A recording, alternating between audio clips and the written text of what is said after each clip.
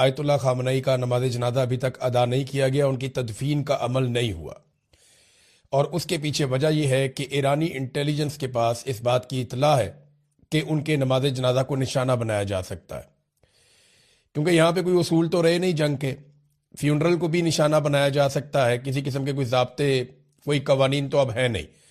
जिसके पास ताकत है वो ताकत से जवाब दे रहा है, और दुश्मन जहाँ नजर आए उसको वहीं पे मार दो। किसी किस्म का कोई उसूल नहीं है, कोई अस्पताल, कोई स्कूल, कोई एम्बुलेंस, कुछ भी महफूज नहीं है। इस वक्त खौफनाक बमबारी हो रही है ईरान में। तो ऐसे में उन्हें ये इंटेलिजेंस मिली कि अगर आयतुल्ला खामनई का नमाज जनाजा पढ़ाया गया तो वहाँ पे फैमिली के लोग भी होंगे, वहाँ पे दूसरे अहम लोग भी आएंगे, तो इस मौका पर निशाना बनाया जा सकता है। लिहाजा ये तकरीबात मनसूख कर दी गई है। अब ये क्या करेंगे, किस तरीके से करेंगे ईरानियन, इसके बारे में कोई इंफॉर्मेशन फिलहाल नहीं है, लेकिन ईरान के लिए और बहुत बड़े बड़े चैलेंजेस खड़े हो गए हैं। नंबर एक तो ये है कि चेन ऑफ कमांड को ईरान को अब बरकरार रखना पड़ेगा, क्योंकि अमेरिका बड़े खौफनाक अटैक कर रहा है। इसकी एक गवाही जो है वो बीबीसी की एक रिपोर्ट भी है। अमेरिका ईरान में हर उस चीज को निशाना बना रहा है जो उसे नुकसान पहुंचा सकती हो। अमेरिका की हालिया कार्रवाई के इब्तदाई 24 घंटों में, ये पहले 24 घंटों में ईरान के ऊपर जितने अमेरिका ने बम मारे हैं ना, या जितने हमले किए हैं, इराक के ऊपर जब अमेरिका ने हमला किया था 2004 में, जब सद्दाम वाला एपिसोड हुआ था, तो उस वक्त भी इतने हमले नहीं किए गए थे। ये उससे दुगने हैं। ये नंबर्स के मुताबिक बीबीसी बता रहा है कि जितना अटैक अब किया अमेरिका ने और इसराइल ने, तब अमेरिका ने नेटो के साथ मिलकर इराक के ऊपर भी इतने हमले नहीं किए थे। ईरान जो है वो इराक से काफी बड़ा मुल्क है। तो पहला जो बड़ा चैलेंज ईरान के लिए है वो ये है कि चेन ऑफ कमांड को किसी तरह बरकरार रखना, कि मुल्क जो है वो एक कंट्रोल में लाए, एक सेंट्रलाइज सिस्टम हो जो पूरे मुल्क को कंट्रोल करे। अभी तक उन्होंने हैरत अंगेज तौर पर यह काम करके दिखाया। मिसाल के तौर पे खामनई ने शहादत से पहले बहुत सारे लोगों को यह बता दिया था कि दो दो तीन तीन लोग, चार चार लोग अपने नीचे मुकर्रर करो कि अगर मैं मारा जाऊंगा तो वो काम करेगा, वो मारा जाएगा तो वो काम करेगा, और वो मारा जाएगा तो वो काम करेगा। तो इस तरह से उन्होंने एक चेन ऑफ कमांड बनाई थी। वो सिस्टम अभी काम कर रहा है, लेकिन ये कब तक काम करेगा, ये ईरान का एक बहुत बड़ा चैलेंज है कि उनका सिस्टम कोलैप्स ना करे, उनकी फौज बिखर ना जाए, उनके लोग जो है वो एक कमांड के नीचे आए और कम से कम एक हिकमत अमली के साथ मिलकर, कोऑर्डिनेशन के साथ ये टाइम गुजारें। ये बड़ा मुश्किल है, बहुत मुश्किल है।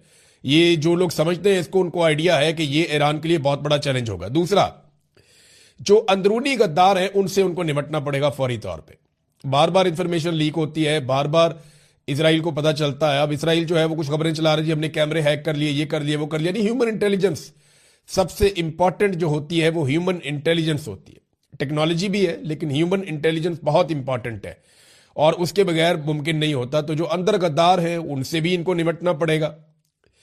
फिर जो कुर्दों के इलाके हैं, ईरान का जो मगरबी एरिया है, वहां पे ईरान को ज्यादा तवज्जो देनी पड़ेगी, क्योंकि अमेरिका ने वहां पे सूरत को भांप लिया है। CNN की एक रिपोर्ट के मुताबिक उसमें दावा किया गया है कि अमेरिका मगरबी साइड से ईरान में दाखिल होने की कोशिश कर सकता है, और इसके लिए वो कुर्दों को सपोर्ट करेगा। वहां बड़ी खौफनाक बमबारी भी की है अमेरिका ने और इसराइल ने, और जो ईरानी फौज है उनकी पोस्टों को, उनके ठिकानों को वहां पे निशाना बनाया, और उन्हें काफी नुकसान पहुंचाया ईरान का इस जगह पे। और वो कोशिश कर रहे हैं कि यहां से कुर्द खड़े हो जाए, उनको हथियार दिए जाए, जदीद हथियार कुर्दों को फराहम किए जाए, और उसके बाद यहां से एक शोरिश पैदा की जाए और इधर से घुसने की कोशिश करें। लेकिन ये तुर्की वाली साइड है, याद रखिएगा। यहां तुर्की अमेरिका के साथ अगर कोऑपरेट करेगा, यही तो ईरान के जर्नल ने ये कल खबरदार किया था तुर्की को कि आपने दुश्मन का साथ नहीं देना, वरना आज हमारी बारी है तो कल आपकी बारी आ जाएगी। तो ये बारी बारी सबको मारेंगे। अब ये वहां से लेकिन दो ही एरियाज हैं जहां से दाखिल हुआ जा सकता है, एक पाकिस्तान साइड है और एक तुर्की साइड है। तो अभी देखते हैं इसके ऊपर क्या होता है, हम बाद में बात करेंगे। बहरहाल ये कुर्दों वाला जो एरिया है, यहां पे काफी एहतियात करनी पड़ेगी ईरान को। अरब ममालिक को किसी ना किसी तरह ईरान को अंगेज करके रखना पड़ेगा। देखिए, ईरान ने किसी एक भी अरब को अभी तक कत्ल नहीं किया, इतने मिसाइल मारे, इतने ड्रोन मारे, लेकिन उनकी कोशिश है सिर्फ अमेरिकन को नुकसान पहुंचे। वो अपनी इंटेलिजेंस की बुनियाद के ऊपर, और जो रशिया और चाइना उसकी सैटेलाइट में मदद करते हैं उसकी बुनियाद के ऊपर, ईरान जो अटैक करता है उसमें वो कोशिश करता है कि अरबों को नुकसान ना हो। अरब के जो शहरी हैं या उनका अपना कोई जाती नुकसान ना हो, वो सिर्फ अमेरिकन जो टारगेट्स हैं वहां पे उनके ऊपर हमले कर रहा है। अरबों को अंगेज करके रखना पड़ेगा।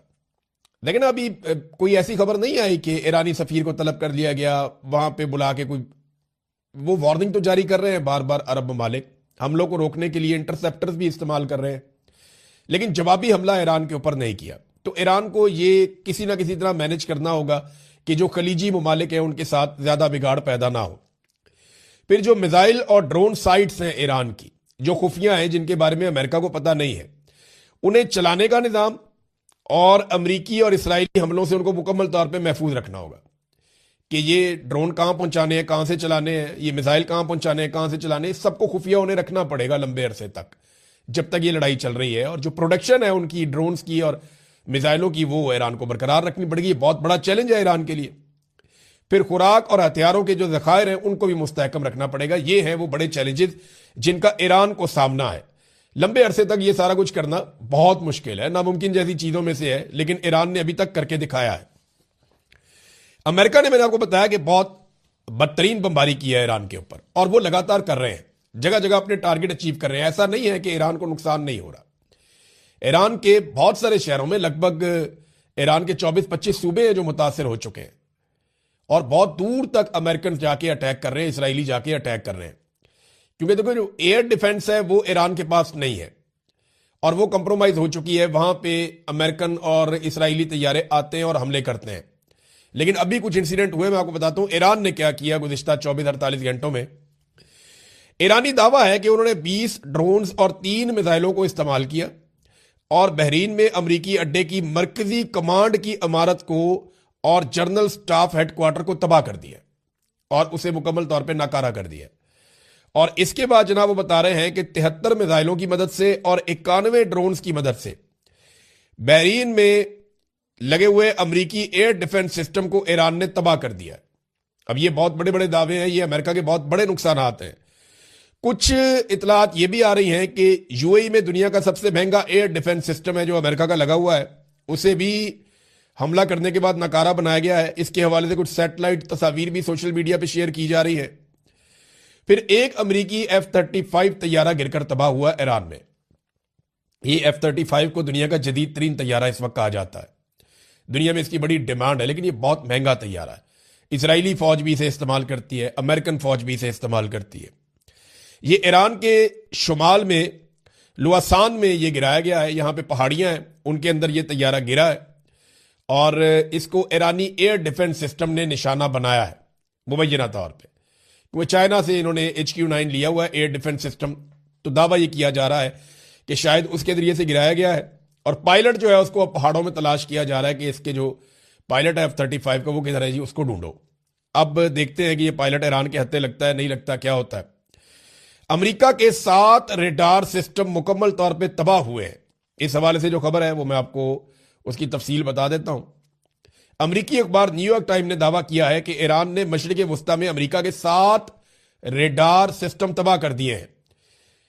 इसी अखबार के मुताबिक, न्यूयॉर्क टाइम के मुताबिक, सैटेलाइट तस्वीर से अमरीकी तनसीबात की तबाही की तस्दीक हो गई है। ईरान ने अमरीकी फौज का कम्युनिकेशन सिस्टम तबाह करने की कोशिश की है। कतर, बहरीन, कुवैत, सऊदी अरब और मुत्तहिदा अरब अमारात में अमरीकी तनसीबात को निशाना बनाया गया है। अखबार के मुताबिक सेंटकॉम के तर्जुमान ने इस सवाल से बात करने से इनकार किया है, गुरेज किया है। तहम बहरीन में अमेरिका का सबसे बड़ा रेडार सिस्टम तबाह हो गया है, यहां पे भी तस्दीक हो रही है। बहरीन में अमेरिकी रेडार सिस्टम नेवल ऑपरेशन की निगरानी करता था। यह बहुत बड़ी तबाही है जो हो रही है अमेरिका की। इसमें ना CNN बहुत खौफनाक रिपोर्टिंग कर रहा है। देखिए, CNN वैसे भी ट्रंप के खिलाफ है, फॉक्स न्यूज ट्रंप के हक में है, तो ट्रंप आमतौर पर CNN को निशाना भी बनाते रहते हैं। तो CNN अब बदला ले रहा है, वो बता रहा है हर चीज खुल के। तो CNN ने जो रिपोर्टिंग की है वो डोनाल्ड ट्रंप के लिए मसाइल पैदा कर रही है अमेरिका में। वो सैटेलाइट तस्वीरें दिखा रहे हैं, वो बार बार दिखा रहे हैं, जनाब ये देखें जगह पहले ठीक होती थी, ये देखें अब तबाह हो गई है। तो CNN सबूतों के साथ डोनाल्ड ट्रंप की मंजी अमेरिका में ठोक रहा है। अब 9 अड्डों पर हमले किए गए हैं CNN के मुताबिक, और उन्हें तबाह किया गया है। ये अमेरिका के मुख्तलिफ ममालिक में अड्डे हैं और इस पर उन्होंने एक रिपोर्ट भी जारी की है। फिर उन्होंने बताया कि बहरीन में सैटेलाइट कम्युनिकेशन टर्मिनल हिट हो गया है। इसकी उन्होंने वीडियोज भी दिखाई कि जनाब ये अमरीकी हेलीकॉप्टर भी तबाह हो गए वहां पे एक जगह पे, इसी एक अड्डे के अंदर। और कम से कम 5 सैटेलाइट कम्युनिकेशन टर्मिनल अमेरिका के तबाह हो गए हैं। इसमें ना मैं आपको एक ऑडियो सुनाता हूं CNN की, ये जो डॉक्यूमेंट्री उन्होंने बनाई है, ये बड़ी इंटरेस्टिंग है। आप ये सुनेंगे, ये चंद सेकंड में आपको पता चलेगा कि एक्चुअली उनके साथ हुआ क्या है। ये सुनिए नाज़रीन। At least 9 U.S. military positions have been hit in less than 48 hours. These are relatively close targets. They're much nearer to Iran than its usual target, Israel. वो कह रहे हैं जी 9 साइट्स को निशाना बना दिया है और 48 घंटों के अंदर ईरान ने, और इसराइल के ऊपर ईरान अलग से अटैक्स कर रहा है। अब अमेरिका के अंदर क्या हो रहा है? अमेरिका के अंदर ब्रीफिंग दी गई है अमेरिका के कांग्रेसमैन को, सेनेटर्स को। वो सर पकड़ के बैठ गए हैं कि ब्रीफिंग के अंदर उनको कुछ समझ ही नहीं आई। ब्रीफिंग से निकलने वाले लोगों ने क्या कहा, जरा ये सुनिए। सबसे पहले ये वुमेन कांग्रेसमैन है मिलानी, ये कहती हैं जी कि मैं अभी एक जंग से मुतालिक ब्रीफिंग से निकली हूं। ट्रंप इंतजामिया से मेरा सवाल था क्या उन्होंने कभी अमरीकी आइन को पढ़ा है? ट्रंप हुकूमत यह तक वादे नहीं कर सकी कि वो ईरान के साथ जंग में क्यों है, जंग के बाद का मंसूबा क्या है, या इसकी कानूनी बुनियाद क्या है। उन्हें बिल्कुल कोई अंदाजा नहीं कि क्या हो रहा है। ये तो जनाब एक सेनेटर ने कहा। एक और खातून सेनेटर हैं एलिजाबेथ वारन, उन्होंने कहा कि मैं अभी अभी ईरान के हवाले से एक अहम मीटिंग से आ रही हूं। अमरीकी बाशिंदे ठीक परेशान हो रहे हैं। ट्रंप को कुछ समझ नहीं आ रही कि उसने इस गैर कानूनी जंग में बिला वजह अमरीका को क्यों धकेल दिया है और अब इस अजाब को खत्म कैसे करेगा। यह जनाब एक और सेनेटर का स्टेटमेंट है। सेनेटर क्रिस मर्फी, उनका भी स्टेटमेंट है। उन्होंने कहा मुझे जो ब्रीफिंग दी गई है इसमें बताया गया कि ईरान के ड्रोन का हमारे पास कोई हल नहीं है। इसका मतलब यह है कि इस जंग में मजीद अमेरिकन अपनी जानें देंगे। हम इस गैर आईनी और गैर कानूनी जंग पर सेनेट में बहस करके हमें वोटिंग करवानी चाहिए। यह तो डोनाल्ड ट्रंप के लिए बड़ा मसला बन जाएगा अगर वहां पे वोटिंग हो जाती है तो। चक स्कमर, ये एक और जनाब अकलियती रहनुमा है सेनेट के अंदर, एक और सेनेटर हैं। अब ये कहते हैं मैं इंटेलिजेंस ब्रीफिंग से पहले की निस्बत अब ज्यादा तशवीश के साथ बाहर निकला हूं। मैं मुतमईन नहीं हुआ। अगर जंग के हक में मुकदमा मजबूत होता तो इसकी वजह एक जैसी और वादे होती, लेकिन यहां तो हर घंटे जंग का जवाब ही बदल रहा है। कभी रिजीम चेंज, कभी जौहरी हथियार, कभी मिसाइल, कभी दिफा, कभी पेशगी हमला। आखिर असल वजह क्या है? जब जवाब बार बार तब्दील हो तो इसका मतलब है कि कोई वाज़ेह हिकमत अमली मौजूद नहीं है। यहां कोई हिकमत अमली नजर नहीं आ रही है। जनाब ये सूरत हाल है अमेरिका के अंदर और लगातार तनकीद हो रही है। तो नाजरीन ये सूरत हाल है अमेरिका के अंदर। अमेरिकन अपने सेनेटर्स को और कांग्रेसमैन को मुतमईन नहीं कर पा रहे। अमेरिकन हुकूमत के पास कोई जवाब नहीं है, कोई आईनी और कानूनी जवाब नहीं है। लेकिन डोनाल्ड ट्रंप के साथ हुआ क्या? मादुरो को उठाने के बाद डोनाल्ड ट्रंप का कॉन्फिडेंस बहुत बढ़ गया कि हम किसी मुल्क में जाएंगे वहां की क्यादत को भी उठा लेंगे। डोनाल्ड ट्रंप का एतमाद बढ़ता जा रहा था। शहबाज शरीफ जैसे लोग उनकी पॉलिश कर रहे थे और उसकी वजह से डोनाल्ड ट्रंप को लगा कि वो जो कर सकते हैं वो कोई नहीं कर सकता और वो बहुत ताकतवर है। इसके बाद जिस तरह उन्होंने बोर्ड ऑफ पीस बनाया उससे उनका कॉन्फिडेंस और बढ़ गया। तो नेतन्याहू ने चढ़ा के डोनाल्ड ट्रंप को ईरान से लड़वा दिया और अब डोनाल्ड ट्रंप एक ऐसी लड़ाई में फंस गया जिसकी वजह से मिडिल ईस्ट में अमेरिका के तकरीबन तमाम अड्डे मुतासिर हो गए और अमेरिकन का वहां रहना मुश्किल हो गया और पूरी की पूरी दुनिया स्टक हो गई। और इसका कोई जवाब डोनाल्ड ट्रंप के पास इस वक्त नहीं है। जहां ईरान के लिए बहुत बड़े बड़े चैलेंजेस हैं वहां डोनाल्ड ट्रंप भी बहुत बुरी तरह फंस गया है और अब बचने का रास्ता सिर्फ एक ही है कि आपको पीछे हटना पड़ेगा या कामयाबी साबित करनी पड़ेगी, और कोई रास्ता नहीं है। नाजरीन आबनाए हरमज अभी तक बंद है। सिर्फ वहां से चीन का तेल जा रहा है और किसी का नहीं जा रहा। और चीन का तेल इसलिए जा रहा है कि चाइना सबसे बड़ा खरीदार है ईरान के तेल का भी। ईरान अपना 90% तेल लगभग चाइना को बेचता है और चाइना $400 अरब की इन्वेस्टमेंट ईरान के अंदर करने का इरादा भी रखता है। अमेरिका के अरबों डॉलर खरीज के अंदर डूब रहे हैं जबकि खलीजी ममालिक का भी बहुत पैसा जाया हो रहा है। इस वक्त तक की इतला के मुताबिक जो खलीजी ममालिक के इंटरसेप्टर्स हैं वो खत्म हो रहे हैं और एक रिपोर्ट आई है द इकोनॉमिस्ट की। वो रिपोर्ट ये बता रही है कि खलीजी ममालिक जिस तेजी से इंटरसेप्टर्स को इस्तेमाल कर रहे हैं इतनी तेजी से अमेरिका बना भी नहीं सकता। वो एक एक दिन में इतने मिसाइल दाग रहे हैं खलीजी ममालिक सिर्फ हमलों को रोकने के लिए जितने मिसाइल अमेरिका एक महीने में नहीं बना सकता। तो ये इस्तेमाल जो है ये किल्लत पैदा कर देगा इंटरसेप्टर्स की और उसके बाद ये मौजूद नहीं होंगे। जब ये खत्म हो जाएंगे तो फिर ईरान के पास ज्यादा फ्री हैंड होगा। और ईरान ये कह रहा है कि उसने अपने बेहतरीन हथियार को इसलिए बचाकर रखा है कि जब इंटरसेप्टर्स खत्म हो जाएंगे तब वो इन हथियारों का इस्तेमाल करेगा। अब नाज़रीन थोड़ा सा आपको बताते हैं कि यूरोप क्या कर रहा है। यूरोप में ना कम से कम 3 अभी तक खड़े हो गए हैं डोनाल्ड ट्रंप के खिलाफ। सबसे पहले स्पेन के वजीर आजम खड़े हुए, उन्होंने स्टेटमेंट दिया उन्होंने कि जंग ही गलत है, ये गैर कानूनी गैर आईनी जंग है। और नेतन्याहू के खिलाफ उन्होंने स्टेटमेंट भी दिया, उन्होंने कहा नेतन्याहू जो है ये कातिल है गजा के बच्चों का और ये जंगी मुजरिम है और हम ऐसी चीज का हिस्सा नहीं बन सकते। और उन्होंने अपने अड्डे देने से भी इनकार कर दिया। डोनाल्ड ट्रंप ने बाद में धमकी दी, जनाब हम जब चाहेंगे इस्तेमाल कर लेंगे, हमें कोई नहीं रोक सकता। और तजारती पाबंदियां भी लगा दी स्पेन के ऊपर।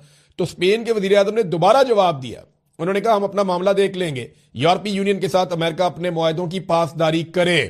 तो स्पेन तो डट के खड़ा हो गया मजबूती के साथ। दूसरी तरफ जो फ्रांसीसी सदर मैक्रोन है, उन्होंने भी इस लड़ाई की मुखालफत कर दी है। वो भी सामने आकर खड़े हो गए हैं कि जनाब ये लड़ाई ठीक नहीं हो रही और इस लड़ाई को कोई जवाब फराम नहीं किया जा सकता। इसके अलावा सर्बिया के सदर ने भी कहा है कि ये जो इकदाम किए गए हैं इनसे दुनिया जहन्नुम बन जाएगी अगर होश के नाखून ना लिए गए तो ये कम से कम 3 लोग खड़े हो गए हैं और आहिस्ता आहिस्ता ऐसा लगता है कि यूरोप अमेरिका के इस एडवेंचर के खिलाफ खड़ा हो जाएगा। और नेतन्याहू ने अमेरिका को फंसा दिया एक दलदल के अंदर। अमेरिका में बेशुमार लोग अब ये बात कर रहे हैं, अवाम ये बात कर रही है, सियासतदान ये बात कर रहे हैं, उनका मीडिया ये बात कर रहा है, उनके एक्टिविस्ट ये बात कर रहे हैं कि अमेरिका को नेतन्याहू ने कंट्रोल किया और फंसा दिया और डोनाल्ड ट्रंप एक ऐसे जाल में फंस गए हैं जहां पे अब कोई जवाब नहीं है। नाज़रीन जरा पाकिस्तान की सूरत हाल आपके साथ शेयर कर देते हैं। पाकिस्तान में गैस और पेट्रोल के ज़खायर जो है वो बड़े महदूद होते हैं, ये बात आप ज़हन में रखिएगा। हमारे पास कोई बहुत बड़ा स्टोरेज का जरिया नहीं है, हमारे पास कोई इतने बड़े बड़े टैंकर्स नहीं है कि हम 2-2 महीने 4-4 महीने के अपने ज़खायर जमा कर लें। देखिए चीन के पास ये कैपेसिटी है, वो 1 साल के भी ज़खायर पेट्रोलियम के जमा कर सकता है और पूरा मुल्क उसका चल सकता है। लेकिन पाकिस्तान के पास ये कैपेसिटी नहीं है। तो पाकिस्तान चंद दिन का जखीरा होता है पाकिस्तान के पास। तो अब ऑयल और गैस यानी तेल और गैस के मसाइल पाकिस्तान में पैदा हो रहे हैं। हालांकि जो पाकिस्तान के फाइनेंस मिनिस्टर हैं उन्होंने कोशिश की अवाम को यकीन दिलाने की कि नहीं सब ठीक हो जाएगा, लेकिन एक तजब्जुब पैदा हो गया, बेचैनी है लोगों में, क्योंकि आबनाए हरमत बंद है और पाकिस्तान का इन्हिसार खलीजी ममालिक के ऊपर होता है अपनी एनर्जी की जरूरियात पूरी करने के लिए। तो इसकी वजह से अब इकदाम लेने पड़ेंगे। और एक चीज और है, पाकिस्तान तहरीक इंसाफ ने उस कौमी सलामती की मीटिंग के अंदर हुकूमत के साथ बैठने से इनकार कर दिया जो हुकूमत ने बुलाई थी। यानी उसके अंदर हुकूमत ने कहा जी हम कोशिशें कर रहे हैं, कुछ ईरान के बारे में बताया, कुछ अफगानिस्तान के बारे में बताया, लेकिन पाकिस्तान तहरीक इंसाफ उसमें गई नहीं। तहरीक इंसाफ उसमें क्यों नहीं गई उसका मौक़िफ़ आपको मैं बता देता हूं। तहरीक इंसाफ ने कहा कि हमारा वाज़ेह मौक़िफ़ है, ब्रीफिंग पार्लियामेंट के अंदर होनी चाहिए, ये वज़ीर आज़म हाउस के अंदर बुला के आप सेलेक्टिव ब्रीफिंग ना करें। फजलुर रहमान जाके बैठ के देखें, फजलुर रहमान के बारे में मैंने आपको 1000 मरतबा कहा है कि फजलुर रहमान गवर्नमेंट है,